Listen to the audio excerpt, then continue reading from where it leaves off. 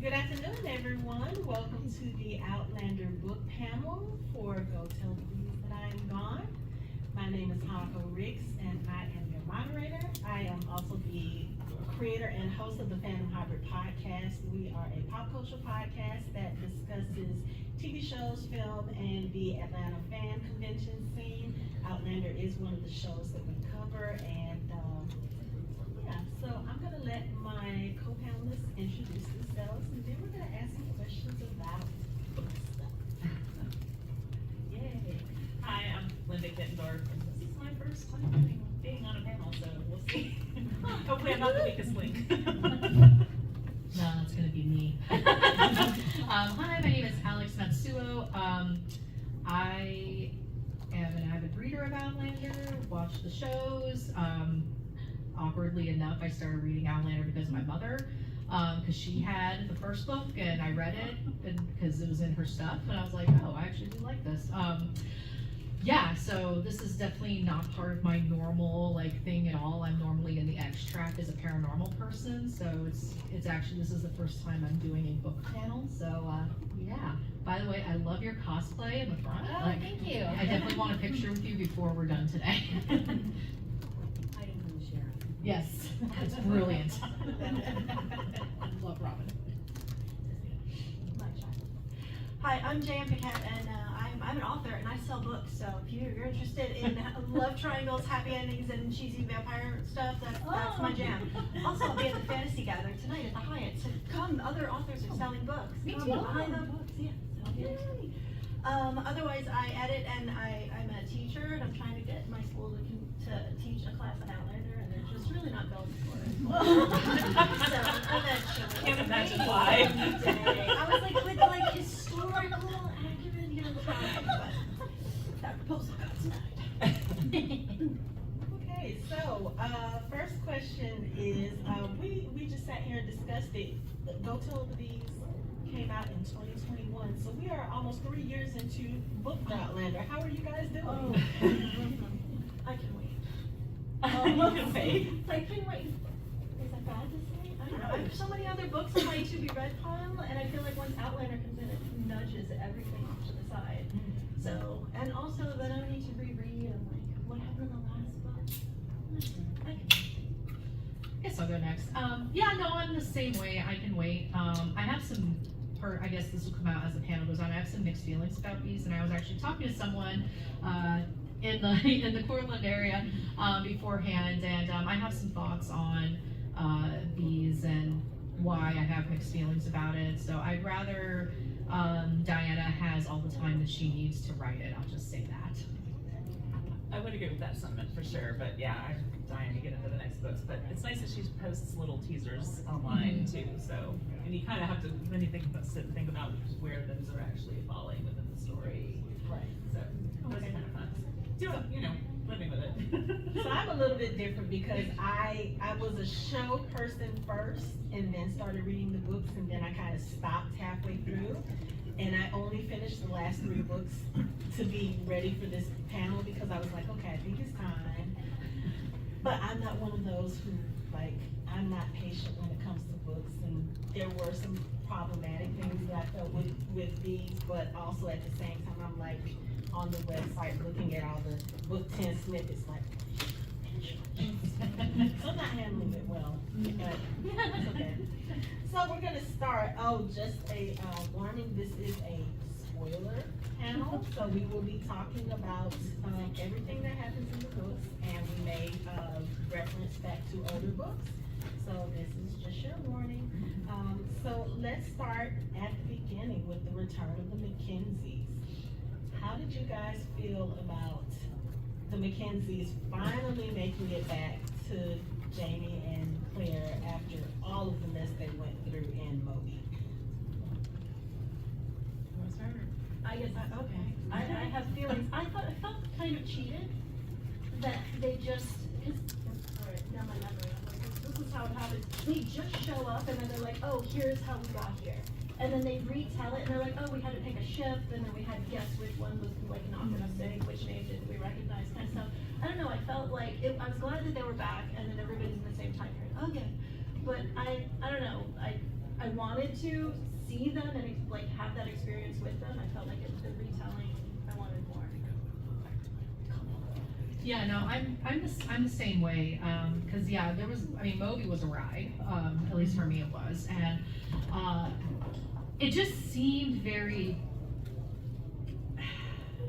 everyone sit down and I'm gonna tell you a story, like that was and I'm like, well, we already read about all this, and I know that at some point they had to explain to, Jamie and Claire and crew and company, like, what happened, but I don't know, I was a bit underwhelmed with it, and I'm very still fixated on the fact that Brianna was able to bring stuff with her, and I'm still struggling with it. So that's kind of what I was fixated on the whole time. I'm like, wait, she brought Lord of the Rings for Jamie. Wait, what? Okay, and now we have Frank's book, coming through with her, which I'm like, when we're thinking time travel rules, what kind of consequences come with that? So. I was underwhelmed, but I was also like, wait, couldn't you dive in more, like to Diana, I'm like, couldn't you dive in more into like this, like are there repercussions for these actions, like what is this, but yeah, so I have a lot of thoughts on that. There's the plastic peanut butter and jelly wrapper moment. Yes. Right. Yes, where they just kind of let it just go. And I was reading it like, what? I mean, if I was Jamie, I'd be like, like, I would have been more like, what the hell is this? But, yeah. Yeah, I was astounded with the amount of stuff that they were able to carry through too, but actually one of the things that, and it may be because I'm just having a disconnect because it was so long in between reading the books, but my thought was, Roger makes a comment at one point about they weren't sure that Mandy could go back to their present time. Mm-hmm. Because she didn't have the connection. Well, how did she get there in the first place? And then there's a lot of little disconnects there. Didn't Jem say that Mandy could go? Like, cause all the kids have this like weird psychic connection with each other, cause that's how Mandy knew that Davy couldn't go back. Or that Davy's not a time traveler. Yeah. So I think, if I remember correctly, the way that they explained it is that, when they were in the Stones, they weren't sure they could go back to I think it was 1980 that they left. Because she didn't have a connection with anyone there. Yeah, and that's right. And they were focusing on Jamie because of the stories that he had written and left in the box. That they had read as bedtime stories, and that's right. She said something about Granddad and one of the stories, and they all focused on that one story, and that was how they were able to. But they got to the late 70s, early 80s the first time with her as an infant. Right. But that was because I think. Was it Joe? I think because Brianna and Roger had something to steer towards. Like they really didn't have, let's say, an anchor beam. They didn't have anyone anchoring them in 1980 to come back to because of the reason that they left with all the fear and, everything going on with Rob Cameron and all those folks. It's just, like I said, I thought it was interesting that they were able to get to that time period with both of the kids the first time, but they didn't think they were going to be able to get there the second time. Yes. I just wanted to say, if you look at the way that Jem and Mandy communicate telepathically or mentally or whatever, like Mandy knew that Jem was in the tunnels. He's going back to Moby. Mandy knew that Jem was in danger. And then when they were in Boston, when Roger was still in the past and Brianna ran to Boston, like they drove around to see how far Mandy could send, how far the kids could. So I think their sense is different than what like Claire and Brianna and Roger have. Like I think they have a different, something's different with them. She hasn't really explained that, but that's the sense I get. Yeah. Do you think that Jamie's ability to dream about the future has anything to do with that? With the way that Mandy was able to latch on to him to get them where they needed to go? I like that theory. Yeah, I do Interesting too. theory. Anybody have thoughts on that? On whether or not that might have anything to do with the way that Mandy was able to, steer, as they call it. Steer, as they call it.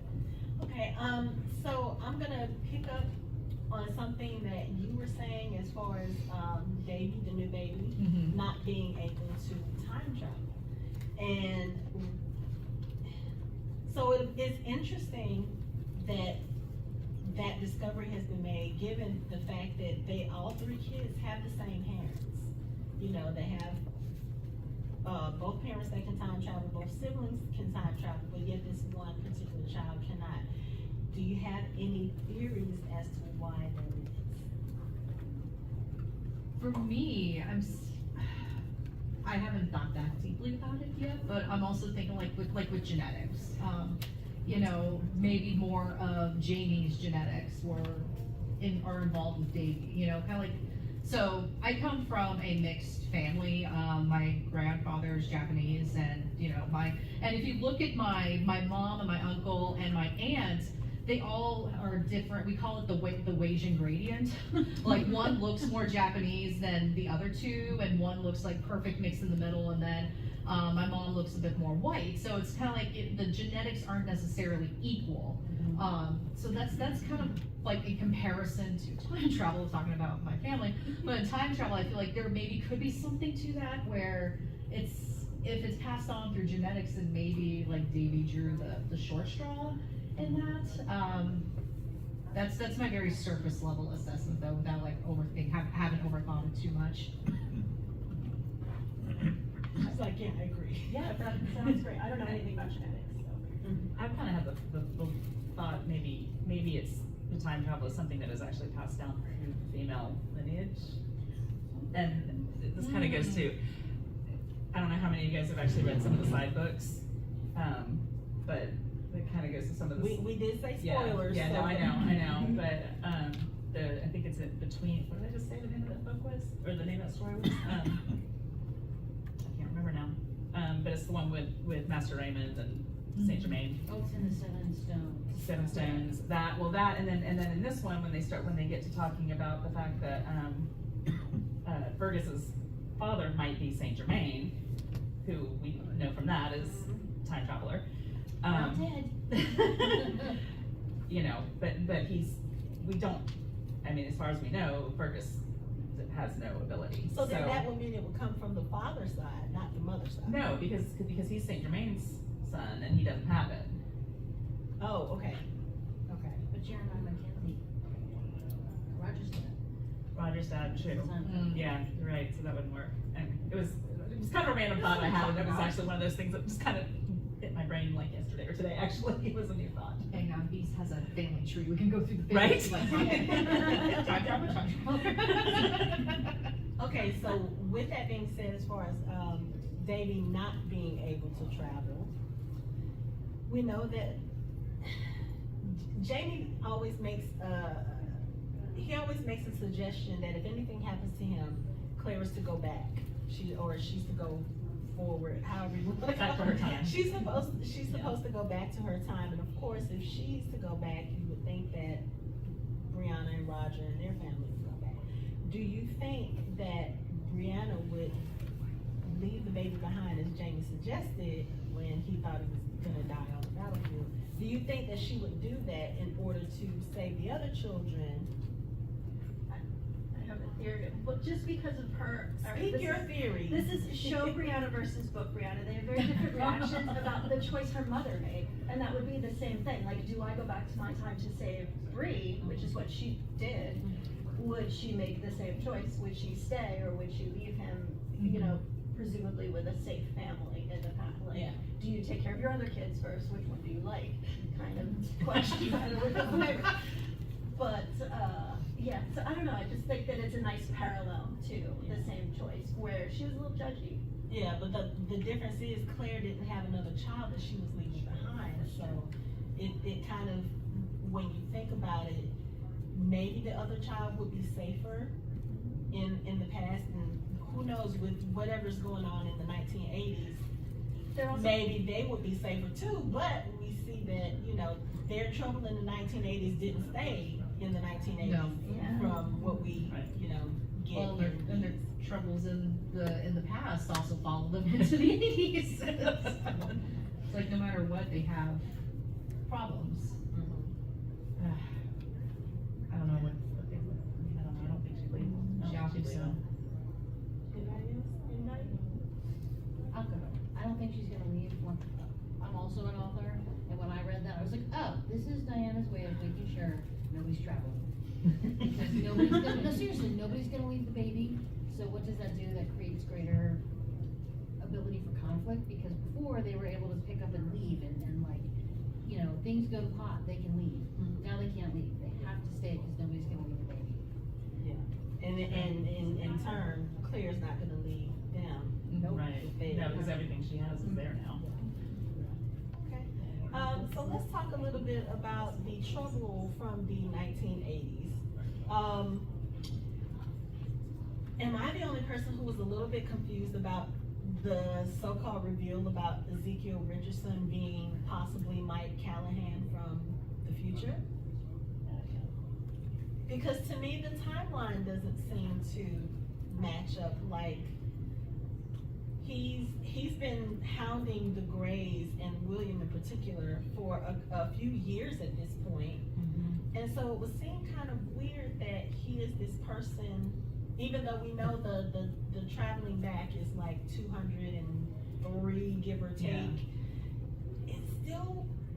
It didn't feel right to me. Is this the author being like, well, I have this other character, what if I just made him the same person? And because I'm not specific enough with my 200 years, I can fudge the time. I don't know. Diana Gabaldon's so specific about things, and then, And not everybody's 200 years. No, not everybody is. yeah, so. Wendigo's people. And Diana has also admitted that she makes mistakes with time frames. That's what editors are for. Sorry. Just speaking, Wendigo's other people that he was traveling with went to other times. Right, they went to other times, yeah. It was different. And look at Phyllis Duncan, she went back further than Claire did. That's, But I think, but I think, realistic. yeah, but I was gonna say, I think if you have a specific time in mind that you're trying to get to, or a specific event, like Wendigo and his friends were trying to go back and help the Native Americans. They all ended up in different time frames. Yeah. Well, the ones that. the ones that survived. Yeah, but I was gonna say, so if you're thinking about a specific thing, like what we find, or a person like we find with Roger and Buck, they were going back looking for Jeremiah, and because they didn't specify which Jeremiah, they ended up going back further, finding his father. So maybe they all had Indian conflict in their mind, but they ended up in different points because it's not right, exactly. So it's not like there's just one conflict that they were all gonna go back and prevent. There was like a whole lot of that going on, and I think that might have contributed to what happened with them as far as not all landing in the same place, or not landing at all. Right. They didn't have a better plan. It's like, we needed to go to this particular conflict in this year. Can't steer the stones. Yeah, but going back to the Ezekiel Richardson and Mike Callahan question, it was one of those things when I read it, it's almost like you can kind of sort of see the pieces fall into place, but at the same time, it's still, I don't know, there's something about the way that she wrote the present day stuff with Mike coming to Lallybroch and looking over the land, and then going back to this other stuff. It's just, I felt like there were some steps missing. Did Almost like anybody we else skipped a feel couple like pages. Yes, okay, yes. Yeah. It No, I was kind of like that, I like actually there were reread some it. more details missing. I had to reread it a couple times to make sure I didn't miss anything, and I didn't, but I'm just as lost as you are. Okay. Is there a side story somewhere that she hasn't published yet? And then she hasn't, probably. I She's always writing little snippets of things. I mean, that's her method. So she might have just misplaced those notes somewhere. I think she knew that what she was doing, and she's like giving us a little bit, but we don't necessarily know. Because I did the same thing you did. I was like, wait a minute, I thought it actually was Rob Cameron at first. And I was like, wait, Mike Callahan? So I had to go back. And she just kind of planted him there, just, you know, he was kind of the wallpaper. And, you know, he was like paint on the wall. And you didn't really focus on him because you were focused on Rob Cameron. And then I'm like, oh, so I figured he went back several years in advance because he was trying to set himself up, you know, for whatever it is he's trying to do. I don't know exactly what he's trying to do, like, that is not clear. What was it he said, that he was trying to prevent Hal from going to Parliament to speak about ending the war. Yeah. But his goal is end slavery, and that's very altruistic. This dude doesn't seem very altruistic. No, if you're willing to chase a woman and her children and kidnap your Yes. child and almost kill them to achieve this, no, it's kind of like you're negating the good intentions of what you're Cover doing. story. Right. Right. And there's so many other ways that you could go about But it. then again, Galis told her husband to go back to save the Scots. But Galis is Galis. I was gonna say, Galis is a whole other situation. That's a whole different thing. That's But, okay, I am gonna mention her since she's not in this book. What do you guys feel about Buck staying behind with Galis? oh my god. Like that was like a universal reaction. That was Like, a little cringy. okay, Yeah. so I was gonna say, It's a little cringy. did I read that right, that it was supposed to be kind of incestuous in Yes. nature? Okay. Yeah. Not shocked. Is that our like current generation that we're so set up to expect that kind of incest that we can't see something pure in it? That's what I saw that immediately and I was like, oh my god, am I a terrible human that I can't just accept that he just wants to be here? No, I'm I wrong. think Okay, it was creepy. I think it's the way that it's written because even there's a passage in the book, and I can't remember if it's Bees or not, where Brianna is thinking about her relationship with Ian, and she talks about the fact that, you know, when they didn't know what was going on with Roger, Ian offered to marry her, and she was like, you know, her inner thoughts is he wasn't really opposed to the prospect of having to bed me either. And then she acknowledged that there was like a bit of a mutual attraction between them, and it's like it was acknowledged and it was passed on. And I think the way that was written, it didn't creep me out as Right. much, because back then cousins married cousins and they had those type of relationships, but the fact that she was like, okay, I acknowledge it, I think he's fine and I'm gonna move on. But the way that the whole Buck and Galis thing just kind of went down, and then you had the I can't remember what the doctor's name was, who was in love with Galis at the time and like so jealous. It just felt weird. And then when Roger mentions it in the book, and he was like, yeah, we left Buck back in 1739 with Galis, it was like, oh, why? Like, I'm looking in the back at the family tree, like, okay, let's see how this is gonna. It felt. I'm sorry, he is now a read.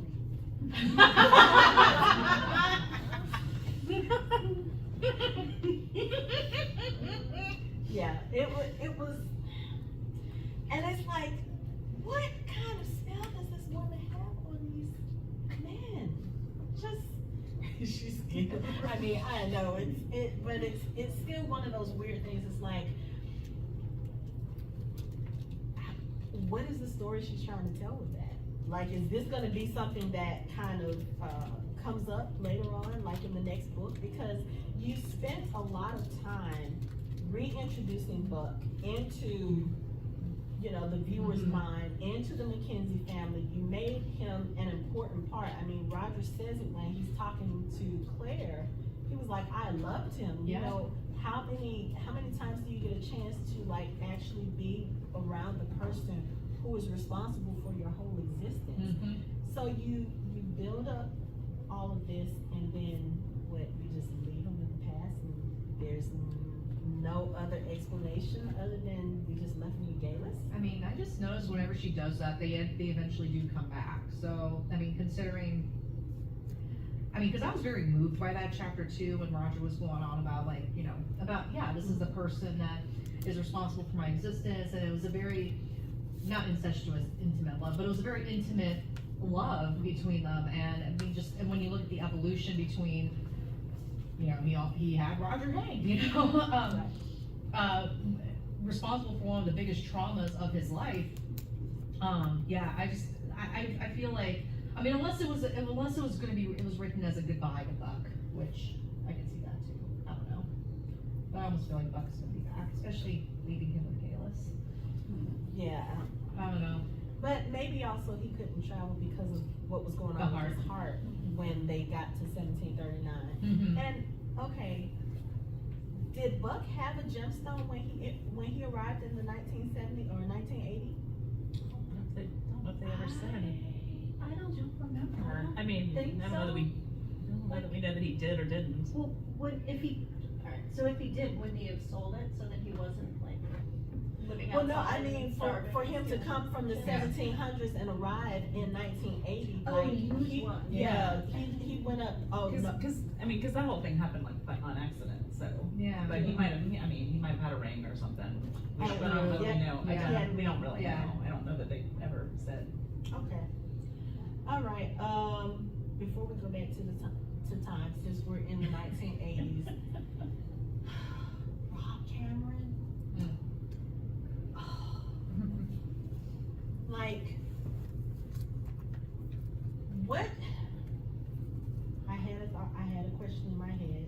And it just went out. Okay, Rob Cameron. So we are aware that the whole reason he's mixed in with all of this is because Roger, being careless, you know, left his book out. He was able to read it, was able to read the letters, and he's able to determine, okay, they know where this gold is, and we need to get it. How do you think they sat there and planned all of that with Mike? Like, first of all, how did we find out that Mike is a time traveler? Like, how do you have that conversation? Just say, oh yes, so these people can go back in time. Do you know anybody else who can go back in time? And then, go, you know, for Mike Callahan to go through having plastic surgery, you know, to the point where he makes himself an unremarkable looking guy, and go back with all of this, like, I don't think Rob has the same agenda as Mike. So how do you think, or first, do you think she's gonna explain that a little bit further in book 10? And if so, what are your thoughts about how that, because that partnership just seems really weird, especially given they have two different goals in mind for the time driver. Yeah, I got nothing on this one. I mean, I think, as far, like, Rob Cameron's thing is personal. Like, he wants to get back at Brianna, like, for just 70s and work and having to work under a woman. So I think that's largely his motivation. Like, I just want to get dirt on her to get back at her. And then he finds all this other stuff, oh, time travel, whatever. And it seems like something you just bring up at the bar. Like, he knows Mike. So you can hang out and be like, yeah, we both don't like Brianna, okay. Hey, by the way, did you know that Roger wrote a book? I think it's true. And then you just segue into it. I have crazy conversations with friends on, I don't know, if I brought up time travel and I was like, no, let's go listen to a stone and see if you hear it. I don't know if a friend would come with me. Like, it just seems kind of casual in that his progression, and then Mike, for his purpose, would be like, oh, well, if I can go back in time, what would I do? And then they kind of split. Mhm. That's how it worked in my brain. Does Mike not like Brianna? Like, I don't even. He doesn't help her. Well, That's true. That is true. But I was gonna say, because his dealing in the book was mostly through Roger.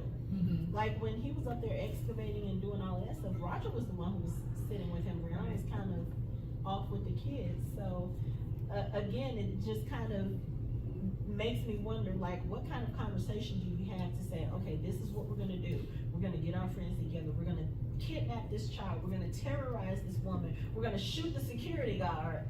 You know, and all of this stuff that leads to what happens with Roger going back and then Brianna going back. It just, again, that's one of those story threads that is a little confusing. But Rob Cameron needs to die. You need what? We need a villain. Between Jamie and Claire and Fergus and Marcelly and all, they have enough. In the 1980s, we need someone to send them back. Well, Otherwise, there's no reason for them to leave. They need danger in the present, their present. Okay, we're gonna go back to the past for a little bit because there's a lot going on there. I'm gonna pick up with your thoughts about Brianna being able to take everything back. How do you feel about Frank's book and the and the suggestion from I think it's the Sachem, that Frank's ghost is there on the ridge following both Claire and Jamie around? You just asked me 3 loaded questions.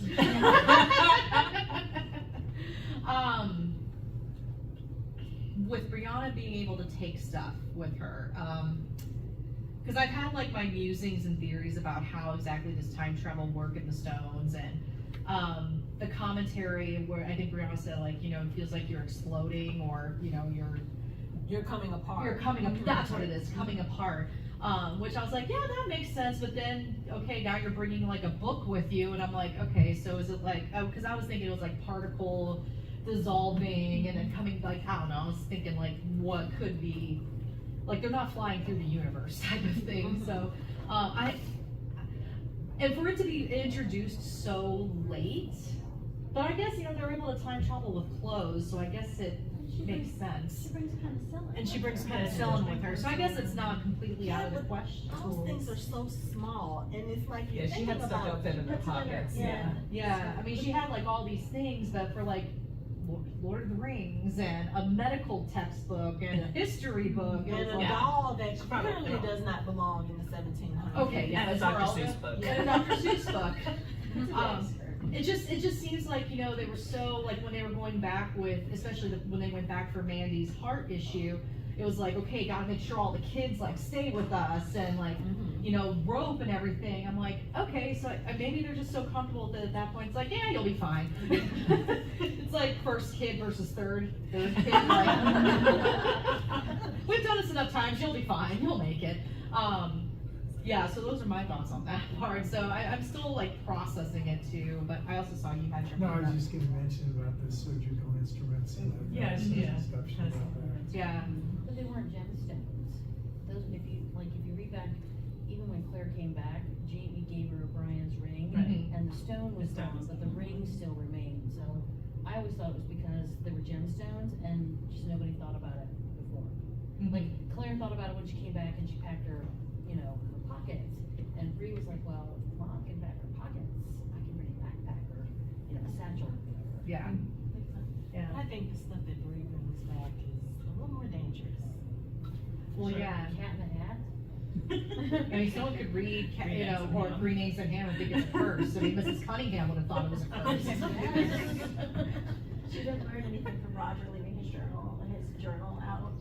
The book just got them in trouble. I do not like them saying I am. It's a curse.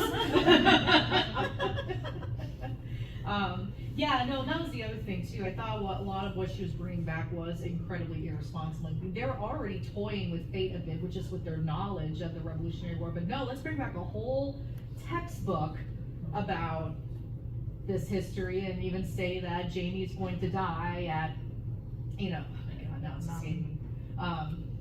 Green Mountain. Green Mountain, thank you. It's because people are looking at me. Which obviously does not necessarily come to fruition, but yeah. So I feel like it's just there's a lot of more bravery when it comes to not necessarily manipulation of history, because I've noticed with them it's more of like we just know it's going to happen and we're going to try to evade, not necessarily try to change anything. I mean, it seems like they can change the small things, but they can't change the big Right. events. But that was something that comes up early in the series where she has to go and she talks to the priest and, you know, is what I'm doing a bad thing? And he says, you're here for a good, like he justifies it for her. And then, so for her to change things, she helps people all the time. So why wouldn't Brianna also be like, you know what, we're gonna change things and that's okay? But they change things in their small little portion of, That's insignificant and won't make it into Right. a textbook unless you're Frank Randall. And even Yeah. I was thinking one of Claire's outfits, and she has zippers. yeah. Yes, the backsuit. Well, Yeah, when she- Well, when she first Yeah. arrived, Show her you know, bra. her bra, Yeah. she's talking about her bra and It's French. It's a But do you think that, okay, so talking about Frank's book, you know, Frank's book is very specific about the day that Jamie Fraser dies. And we know this is one that he's thinking of. But do you think, because I know there's a lot of back and forth in Jamie's mind on whether or not Frank is telling the truth about that day, or whether or not he just, as he says, just kind of messing with his head. Do you think that Frank put that information there to warn them, like, hey, this is the day you're gonna die, to kind of give them time to plan that? Or do you think that he put that there and it just kind of, Well, he couldn't know that book was gonna go back. I mean, no, but he I do already think he knew could have that put it there as a Brianna warning. was gonna go back, Right. so. I mean, yeah, yes, I think he could have put it there as I a think warning. Frank is more instrumental in this entire plot than we are thinking of, and I think it's gonna all be revealed in book 10. Will I be mad? I don't know if I'll be mad, but I think Frank is a lot more involved than we think. Now, whether or not he's a ghost hanging out on the ridge. I mean, the Sachem was very, very specific True. about that, so. True. And, I think I would have kind of brushed it to the side if he hadn't have told Jenny about Ian Mm-hmm. walking on two legs now. Mhm. That kind of convinced me that, okay, whatever this man says out of his mouth, like, how would he know that there's a man with spectacles who loves you very much, who is Mhm. following you? Yeah. That's very oddly That specific. is. But Mm. the thing about the date in the book, you know, I started thinking about it like the obituary that was in the paper. Like, Yeah. the obituary in the paper wasn't specific to the date when the fire happened. It just happened to be when Tom Christie Mhm. heard about it. Because if you realize in the obituary, he doesn't say when the fire happened. He just That was says just when it was that published. Jamie and Claire died, but it was the publication date that had everyone in a tizzy. So I'm kind of wondering if that's the same thing with the October 7th date. Like, okay, yeah, I'm giving you this specific date, but this is not necessarily what's gonna happen. Well, it's like with the Battle of Culloden, you know, she thought that Jamie was gonna die there, and then it wasn't until she's back in the 60s, I think, at this point, where she was doing more digging, and it was like, oh, wait. Granted, I felt like, I don't know, I probably would not have figured out that it was, I forgot what Jamie's print name was, but Alexander. thank you. Good, it's because y'all are looking at me. I don't know if I would have been able to make that conclusion, but you know, good for her that she did. But it could be something similar to that, where she was so certain he died of Culloden, and then he didn't. So it could be something similar with the textbook, Yeah. or was it Frank in the morning? I don't know. So it's kind of like they're not necessarily changing anything. It's just that we're looking at things one way and it just kind of unfolds in another. Or someone sees Jamie go down at that battle, doesn't see, you know, Claire with her blue light powers come to fruition, bringing him back to life, and it was like, oh yeah, he died, not knowing that it's like the ship. How many times have we thought that Jamie Fraser was dead? He has 9 lives. Yeah, He does. He does have 9 lives. Yes, yes. Can I ask you guys a question? Yes. Okay, this is a long running thing. My thing has always been, what does Frank know? I think Frank knew in the second book that Jamie was alive and he didn't tell Claire. Mm-hmm. And you can see it in the way that he raises Brianna, you know, the things that he does, that she drops up to like book 6. I think that Frank knows exactly what happened to his family. Yeah. And that's why he wrote the book. I think he knew that Brianna was gonna go back. Maybe he didn't know she like bounced around a few times, but my question is, do you think that when it comes out what Frank knew, will it exonerate him or make him more of a villain? Because I lean towards villain, I freely admit it. And Diane always says Frank is an empathetic character. I'm like, no, he's not. But I'm waiting to see what the book and like what the full reveal shows of what did Frank know.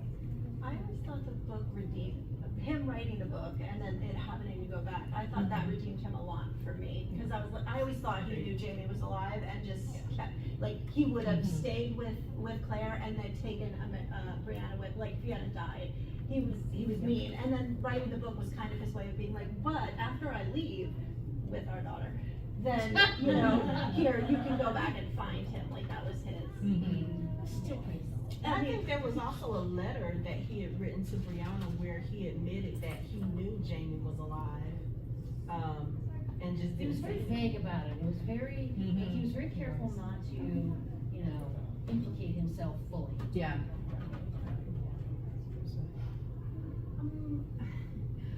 I mean, I think sometimes, we're adopting a more, like, a view of the books as very, she does a lot of research and they're very well thought out, but what do you think of the idea, and this is my personal view, but of viewing the books much more than the TV show through like more of a pulpy pop culture lens? Because I have to say, like, from the first, the idea that the villain of the first book looks exactly like your husband always smacked to me of soap opera elements.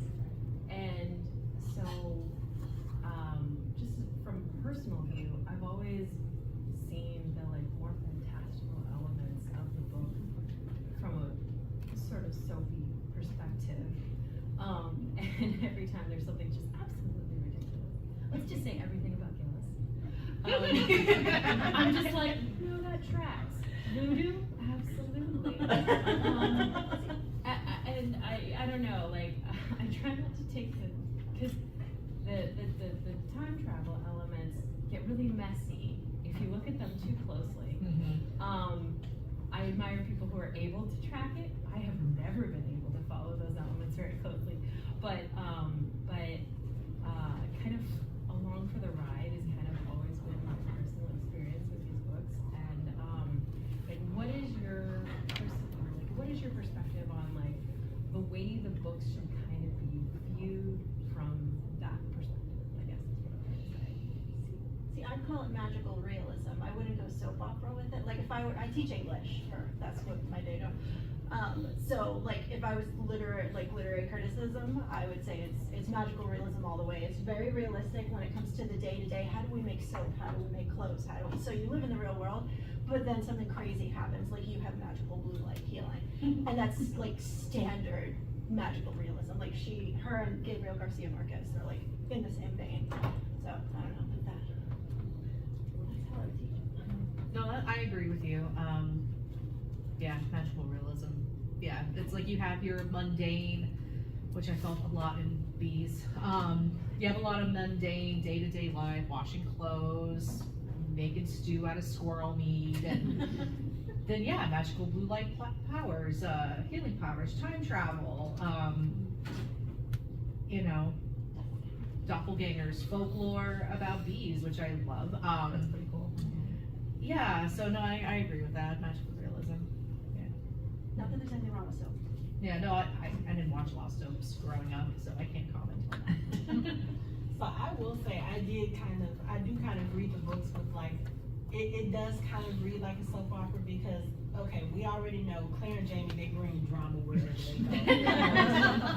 But the grays in this book, oh my, like, what is really going on with you guys? You get these characters, and Lord John Gray is always, you know, in the first few books, he's so well composed and he's so this and he's so unshakable. And then they have all of this stuff going on. You've got the traitor's son, and you've got the one that almost died, and you've got Aramanthes, and you've got Dottie, who was converted to Quakerism, and then you've got Hal going to possibly have a duel with his son because he just can't let go of the fact that his son. There's just so much going on, and then you throw in Lord John's drama on top of all of that with Percy and with Ezekiel Richardson having him, and just the threat to expose his lifestyle and ruin his whole family, and then you add William and Jamie on top. It does read like a soap opera. Definitely a lot of trauma. Yeah, So much. it is. And then you have other elements as far as the story goes. Where the hell did Ulysses come from, and why? And can he go back to where he came from? Right? Like, Why did he have to come out of the woodwork? I just felt like that was such a random thing, which I probably should have expected once we saw Phaedra in the, you know, in the bar, but it was just, it was one of those things that was so random, and I was actually, that was one of my questions, like, did you guys care that Ulysses came back? Because I think the only thing for me, I was like, Jamie and Claire helped you escape.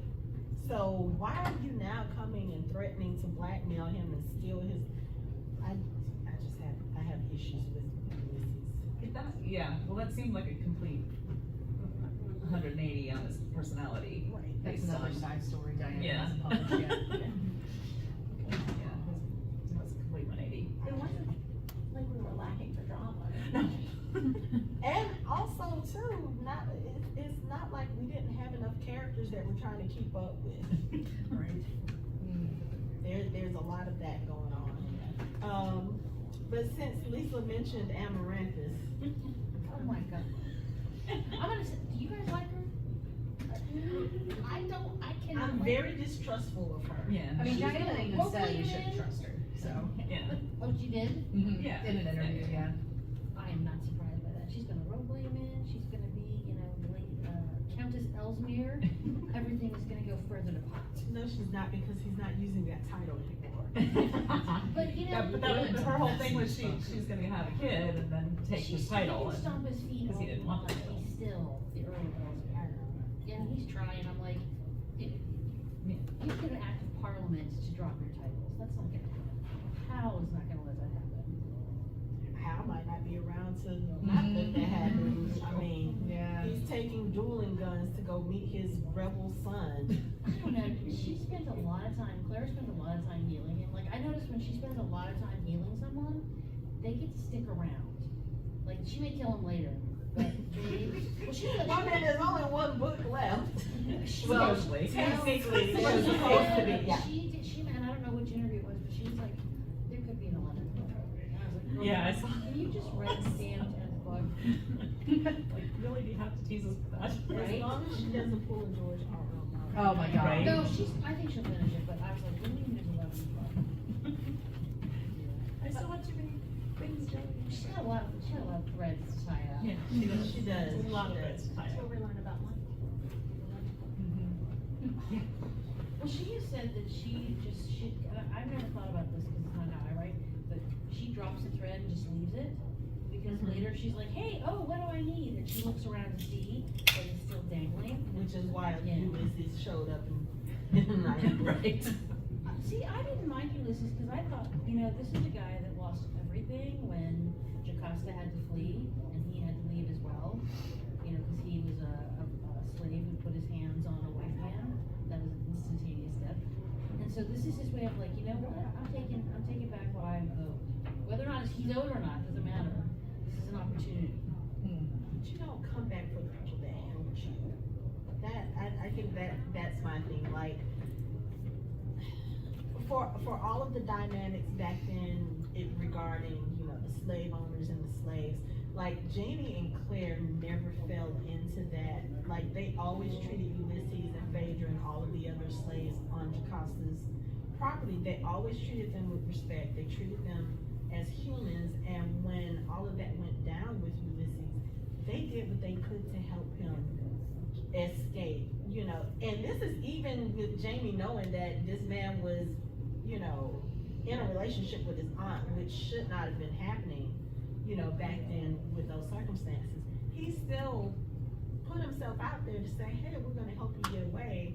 And so for Ulysses to come back and be like, oh yeah, so I'm doing this and I'm gonna take your land, I'm gonna take all your people, and you do it in such a heinous way with blackmail, it just didn't sit right. Well, I looked at it as just it was an opportunity to grab it.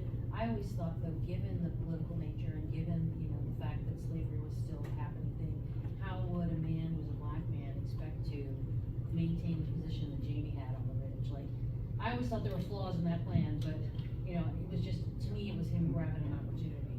Yeah, I don't think that would have worked out well. No.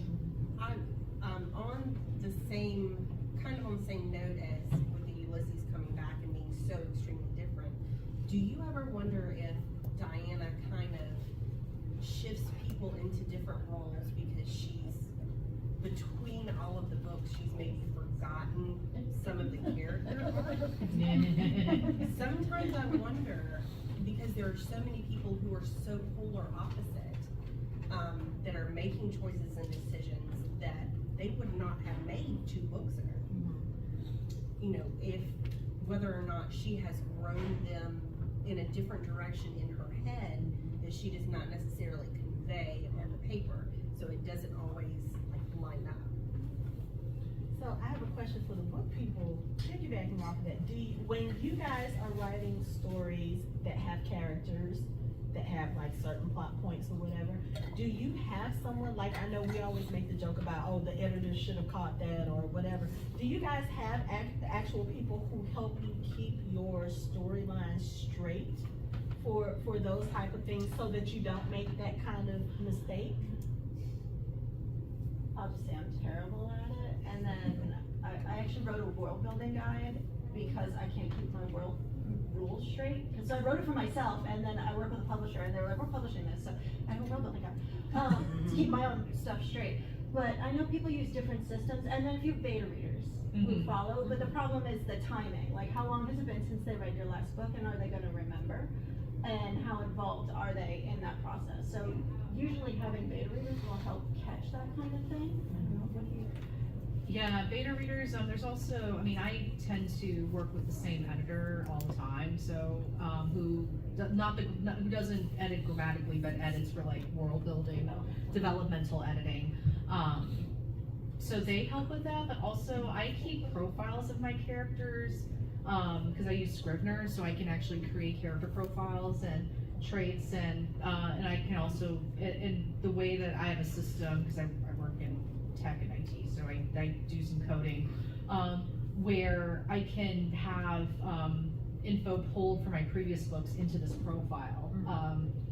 Not venturing into AI yet, but you know, if I wanted to have AI like summarize my character, I could definitely do that. Would I?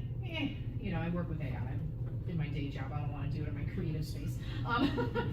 So yeah, so if I were you know, New York Times bestseller and whatnot, I don't know, I would be surprised if she didn't have something like, okay, here's like a profile of each of my characters and just like short story version of like who they are, their personality. And I think that's where some of the side books have evolved too, so. Yeah, so that's, you would think, yeah, you know, she would have something. But how much of it is the publishing industry too, pushing her to put out a book? True. So you have continuity, you have developmental, you have Talked about continuity that. editor. So was someone just like, no, it's good enough? Like, you're not gonna read 1,000 pages again. We're not sending it to somebody else. Right.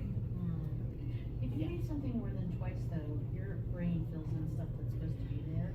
Like your editor can only go through it twice and be legit, because after you read it twice, your brain will fill in what you think is supposed to be there. And that's how even like, you know, these books that have had 47 people look at it, still mistakes get through. Yeah. Yeah, it's like when you start seeing the typos after you self-published a book, and it's like, oh, there it is. There it is. Okay, we're down to the last 10 minutes, so I'm gonna ask, what, you talked about some of the problematic things that we saw in Book 9.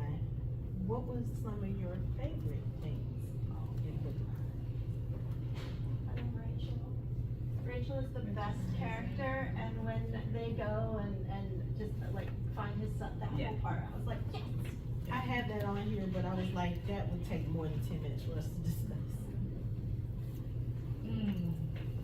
That was one of my favorites. But also Jenny's little subplot of like connecting with that native elder, and then they kind of go off on their own adventure. I was like, good for you. Good for you. You go get it. Yeah. No, I have to agree. I liked that when they found his former wife and, you know, got to name the kid and all that kind of stuff. That was fun. But I also liked the reunion of Jamon with his parents. Yeah. Yeah. I Yeah. boo-hooed. Yeah. Yeah.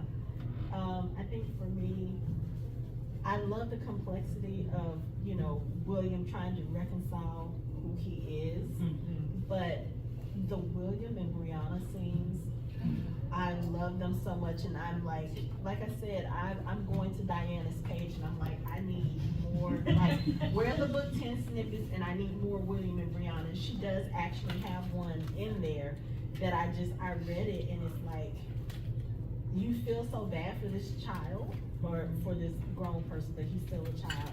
But the thing I think that really irked me was when he was trying to go through when he was going through all of that and voicing his confusion and his conflict to Brianna. I was like, Brianna, why are you not telling this boy that you know exactly how he feels? Like, I know they did it in the show, but they didn't do it in the books, and to me, I feel like that was a lost opportunity for a closer bond with them. Because she does know what it feels like to find out in your 20s that you are not the child that you thought you were, because your parent is not the parent you thought. So, but yes, I love William and Brianna. I need more. What about you guys out there? What were your favorite parts of the book? Anybody? Jenny's side story was awesome. Yes. I like book Brianna and the time that she spent together with her father. I'm a late 70s baby myself, so I felt like that I was, close to her like time frame, so I related to a lot of what she was going through when she was going through it. And my own personal story, I'm adopted, found my biological father, and have known him and spent a lot of time with him and bonded with him in a lot of the same similar ways that she and Jamie were together, and I've experienced that kind of awkwardness, but very strange familiarity. And so I resonated with her character, and so with the series, the STARZ series, or the TV series, the way that they took her character and she's completely different, it kind of messes with me. So book Brianna is my favorite. Okay. What are you looking forward to for book 10, or what do you want closed in book 10? All of it. Especially if there's a The ghost. possibility for 11. The ghost. Yeah. I mean, She made that promise. She said, She that did. whatever the last book is in the series, That's what I was find about out to what say. happens to the ghost. But if she's saying that for the last book and she decides Yeah, then book he 10 decides is to go not on. the last book, does that mean we have to wait more in order to find out why Jamie's ghost was there? Yes. Wasn't she interviewed and she said that the entire series was going to end in 1800 in Scotland? You know what? I remember hearing something Yeah. like that. Like, she hasn't ended. I also think if you look at her timeline of how she's writing, I think she's getting tired. I don't blame her. I mean, she's in her 70s. Well, and she's got, like, those books are huge. That, her story Bible must be a complete wreck. Because what year did these end? 1780 something, right? Yeah. Yes. 81 maybe? So if it's gonna be one more book and it's gotta end in Scotland in 1800, there's gotta be a huge time skip. In my opinion.